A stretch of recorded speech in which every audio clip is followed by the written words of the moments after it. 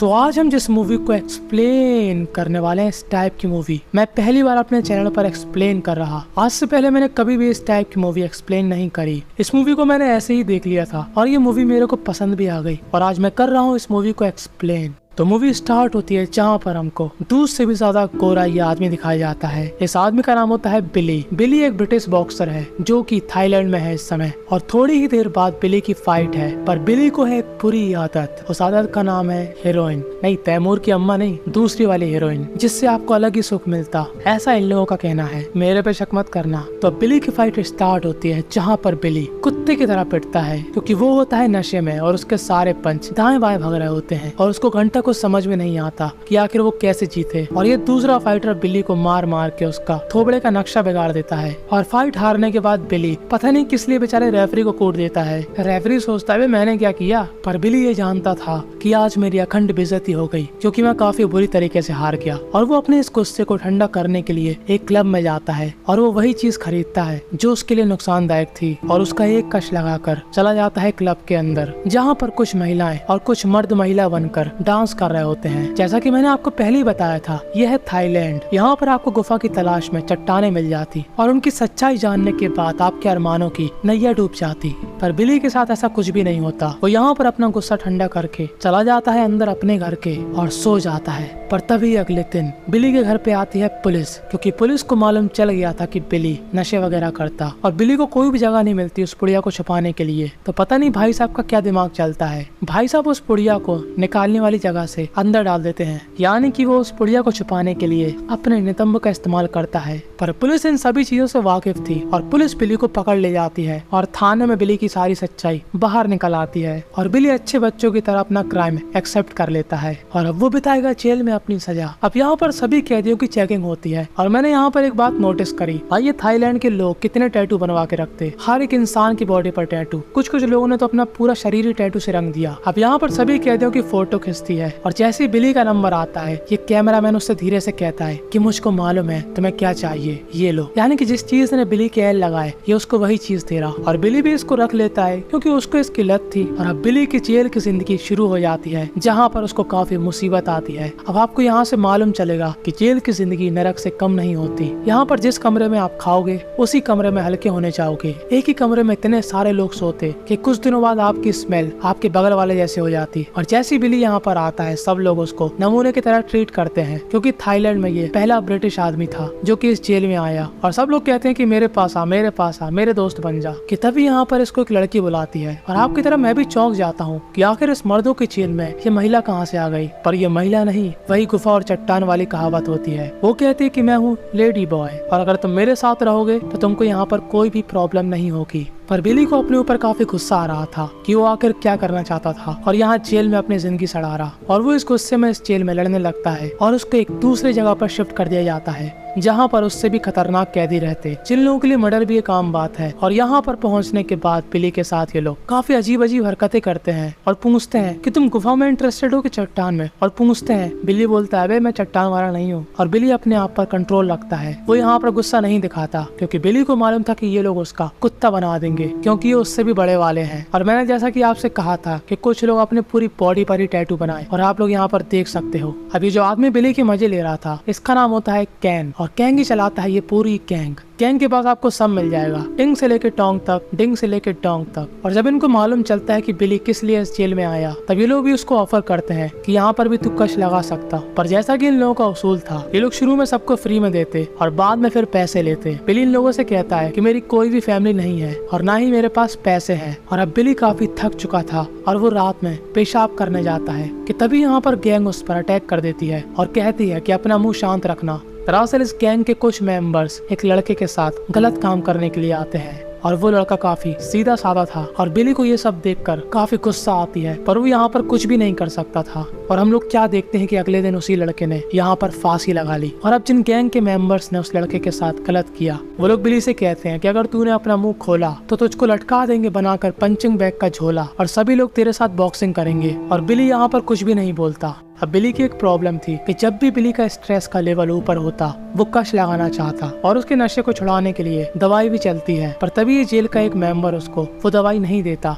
बिली कहता है कि वो दवाई फ्री है, पर ये मेंबर बोलता है कि मुझको पैसे चाहिए और बिली इससे लड़ने के बाद इसके गले पर बाइट कर देता है। और अब उसके बाद ये लोग भी बिली के ऊपर बरस जाते हैं और बिली को कुछ दिनों के लिए एक दूसरे जेल में डाल देते हैं, जहाँ पर बिली का सहारा बनती है एक चट्टान वाली महिला। इस लेडी बॉय का नाम होता है फेम। अब जब बिली अपने ग्रुप के पास वापस आता है तो यहाँ पर ये लोग फिर से उसको कष्ट दिलवाते और जहाँ पर फेम बंद थी वहाँ पर और भी लेडी बॉय रहते थे। अब इन लेडी बॉयज की बाहर थोड़ी बहुत जान पहचान होती है और ये लोग बाहर से सामान लाकर अंदर बेचते हैं, जैसे कि सिगरेट्स और भी कुछ चीजें। सिगरेट यहाँ पर मेन चीज थी। तभी फेम से मिलने बिली आता है और उससे काफी चिकनी चुपड़ी बातें करता है और बाद में कहता है कि मुझको सिगरेट चाहिए। तब फेम बोलती है भाई साहब पैसा लगेगा, बिना पैसे के यहाँ पर कुछ भी नहीं मिलता। तब बिली रिक्वेस्ट करता है कि यार प्लीज मुझको सिगरेट दे दो, मैं तुमको बाद में पैसे दे दूंगा। अब यहाँ पर सिगरेट का इतना ज्यादा क्रेज होता कि आप लोग सोच भी नहीं सकते। लोग यहाँ पर जुए में अपनी सिगरेट लगाते। अब बिली ने इन सिगरेट्स को अपने लिए नहीं लिया था, वो इन सिगरेट्स को देता है इस ग्रुप के मेंबर्स को, क्योंकि वो लोग उसको फ्री में नशे करवाते थे और उसके बदले में बिली उनको इस सिगरेट का डिब्बा देता है और उसका हिसाब चुकता हो जाता है। और ये हकीकत बात है, असली जेलों में यही होता और ये सब मुझको मालूम है। कैसे मालूम, क्यों मालूम, वो हम किसी और दिन डिस्कस करेंगे। जेलों की जिंदगी इतनी बेकार है कि कभी भी मर्डर हो जाता,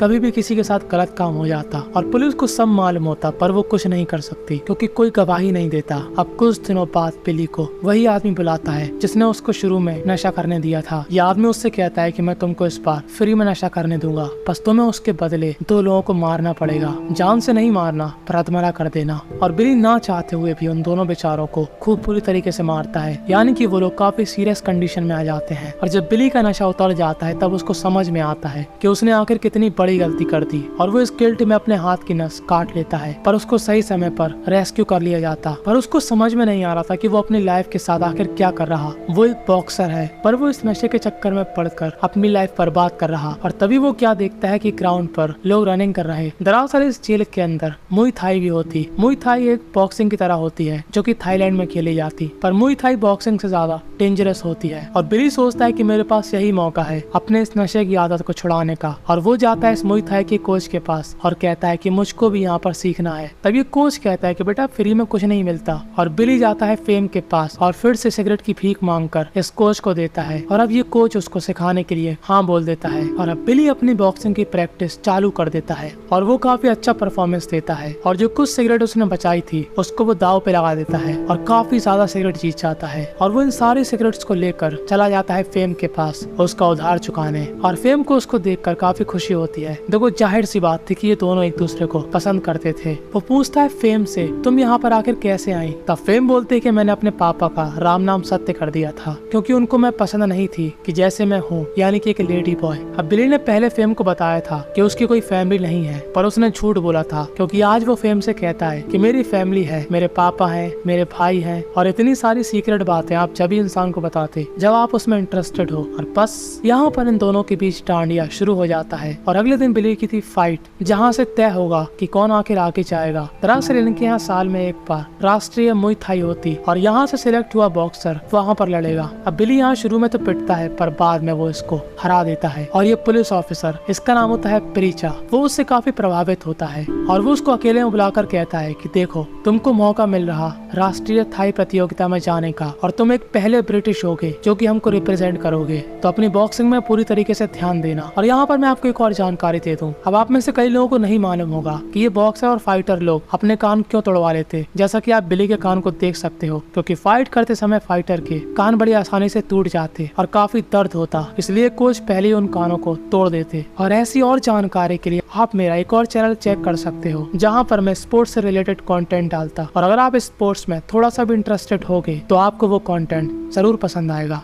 चैनल का नाम है स्पोर्टी, लिंक मिल जाएगी आपको कमेंट में। तो अब बिली के काफी अच्छे दोस्त बन चुके थे यहाँ पर, क्योंकि सब लोग काफी खुश थे कि बिली काफी अच्छा लड़ता और यहाँ पर वो इनकी कम्युनिटी को रिप्रेजेंट करने के लिए अपने पीठ पर एक टैटू भी बनवाता और कोच भी बिली पर अब ज्यादा ध्यान देता। और जब भी बिली बॉक्सिंग करके थक जाता वो डांडिया खेलने के लिए फेम के पास जाता और उसका ऐसा ही रूटीन बन गया था कि तभी एक दिन जब वो फेम के पास जाता है वो क्या देखता है कि फेम एक दूसरे लड़के के साथ है और बिली यहाँ पर उसके ऊपर भड़क जाता है। वो कहता है कि तूने मुझको धोखा दिया, पर फेम बोलती है कि मैंने कोई धोखा नहीं दिया, तो जैसा समझ रहा वैसा कुछ भी नहीं है। पर अब बिली के स्ट्रेस का लेवल ऊपर हो चुका था और जैसे ही बिली का स्ट्रेस बढ़ता वो नशे करता और वो उसी नशे को खरीदने के लिए अपने उस पुराने ग्रुप में जाता है, जहाँ पर ये लोग कहते हैं कि ठीक है अभी तू मेरे से ले ले पर बाद में इसके पैसे देने पड़ेंगे। बिली कहता है ठीक है, पर इस नशे की वजह से बिली अपने ही दोस्तों को मारने लगता है और जब बिली का गुस्सा शांत हो जाता है तब वो अपने दोस्त से माफी मांगता है कि मेरे से गलती हो गई और वो फिर से सब कुछ भुलाकर अपनी बॉक्सिंग पर फोकस करता है और अपने नए दोस्तों के साथ एंजॉय करता है। और आज रात में था गाना बजाना और गाना गाने के लिए आ रही थी फेम और फेम काफी अच्छा गाना गाती है। क्या बोला तूने? बिली समझ गया था कि उसने उस दिन गलत किया। फेम सिर्फ उस लड़के के साथ बैठी थी क्योंकि वो लड़का दरअसल फेम की तरह ही था।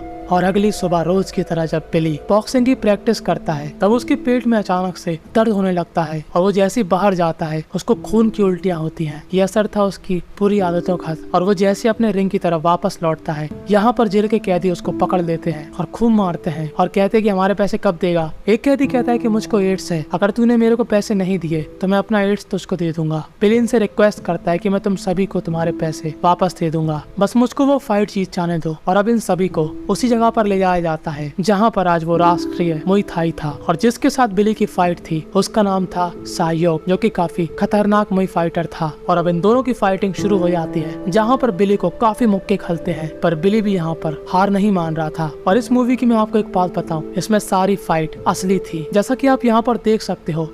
पर यहाँ पर बिली के पेट में काफी दर्द होता है और वो कंट्रोल करता है कि वो बाहर किसी को अपना दर्द ना दिखाए वरना उसकी फाइट रुक जाएगी। और वो इस फाइटर को काफी हैवी पंच मारता है और आखिरकार बिली इसको नॉकआउट कर देता है। पर फाइट के तुरंत ही बाद बिली को खून की उल्टियां होती है और बिली की हालत काफी खराब हो जाती है और उसको ले जाकर एडमिट किया जाता है जेल के बाहर बने हॉस्पिटल में, जहाँ वो जैसे पेशाब करने के लिए उठता है वहाँ पर एक नर्स उसके साथ जाती है। पर इस नर्स को पता नहीं कितनी जल्दी होती है, वो एक दूसरे पेशेंट को देखने चली जाती, पर ऐसा असली में कभी नहीं होता। नर्स कैदी को छोड़कर कहीं नहीं जा सकती और जब बिली बाहर निकलता है तब वो देखता है कि नर्स आखिर कहाँ गई। और अब बिली के पास पूरा मौका था बाहर जाने का। वो 100 बार सोचता है, सच में 100 बार सोचता है कि बाहर जाए कि नहीं जाए, और वो आखिरकार हिम्मत करके बाहर निकल जाता है और पूरे शहर में घूमने लगता है कि तभी एक जगह पर खड़े होकर उसको रियलाइज होता है कि आखिर वो अपनी जिंदगी में फिर से गलत काम कर रहा, उसको नहीं भागना चाहिए। और वो वापस चुपचाप से हॉस्पिटल में चला जाता है और यहाँ से ठीक होने के बाद उसको फिर से जेल के अंदर डाल दिया जाता है, जहाँ पर बिली से मिलने उसके पापा आते हैं जो कि उसको देखकर काफी खुश होते हैं। और बस यहीं पर ये मूवी थी एंड हो जाती है। पर अभी रुकिए, बिली को यहाँ पर 3 साल और बिताना पड़ा और फिर उसके बाद बिली को यूके की जेल में शिफ्ट कर दिया गया। पर 10 अक्टूबर 2010 में बिली को थाईलैंड के राजा द्वारा माफ कर दिया गया और वो रिहा हो गया। तो इस मूवी से रिलेटेड और जानकारी के लिए ध्यान से टेलीग्राम ज्वाइन कर लेना। आप लोग यकीन नहीं मानोगे, टेलीग्राम में मैं सच में आपके काम की चीज डालता, तो ज्वाइन करने में आपको भरपूर फायदा मिलेगा, तो कृपया ज्वाइन कर लेना। तो इस मूवी से हमको यही सीखने को मिला कि नशे करना बुरी बात और थाईलैंड में हो सकती है चट्टानों से मुलाकात।